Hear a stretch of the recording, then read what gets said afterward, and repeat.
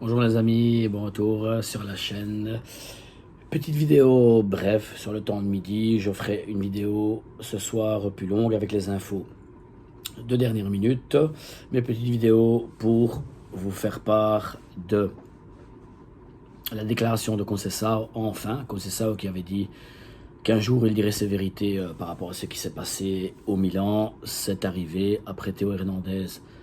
Étant donné que les équipes sont là-bas en Arabie Saoudite, après l'interview faite à Théo Hernandez, c'est Conceição qui sort aussi au clair pour tout le monde en disant les problèmes qu'il a connus au Milan et qui confirme que ce n'est pas une propriété saine, qu'il y a des soucis au niveau de la propriété, qu'il n'a pas été soutenu. Il le répète plusieurs fois dans son interview, donc après contre le match, à partir du match contre le Cagliari, quand c'était de retour de la Supercoupe d'Italie, il a dit qu'on commençait déjà à parler d'autres noms d'entraîneurs et qu'il n'a toujours pas été soutenu, que c'est faux, qu'il ait eu des soucis avec les joueurs, parce que les joueurs avaient confiance en lui, lui ont envoyé des messages aussi après son départ. Donc on sait ça après Théo Hernandez qui fait bien comprendre vraiment que cette société a vraiment un réel souci et que les mauvaises personnes dans cette société sont Foodlani en priorité, avec la partie Elliott, mais bon, c'est un peu Foodlani qui dirige tout, qui a été mis là par Elliott, donc c'est bien la personne qui met vraiment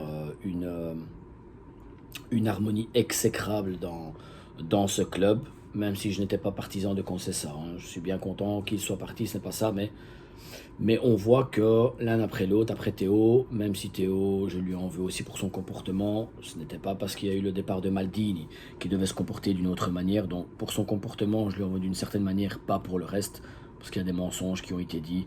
À la presse, ce n'est pas vrai. D'ailleurs, Foodlani a répondu directement un jour ou deux via sur la Gazette en disant que le départ était voulu parce que Théo ne s'était pas bien comporté, c'était au niveau du comportement, etc.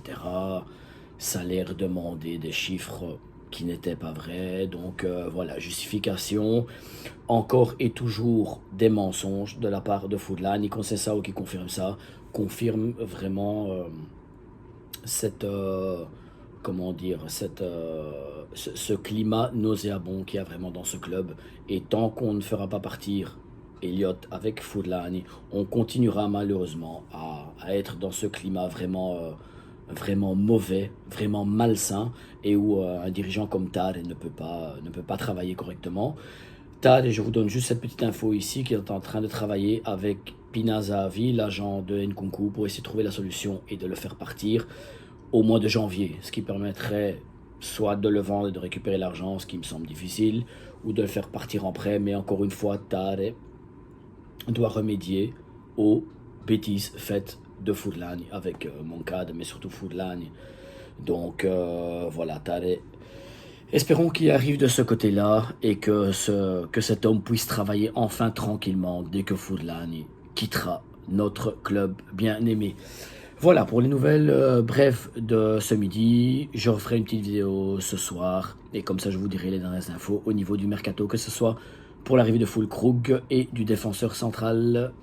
Petit like à la vidéo si elle vous a plu et abonnez-vous, c'est totalement gratuit, ça me fait plaisir. On s'entendra ce soir et Forza Milan, bonne journée les amis.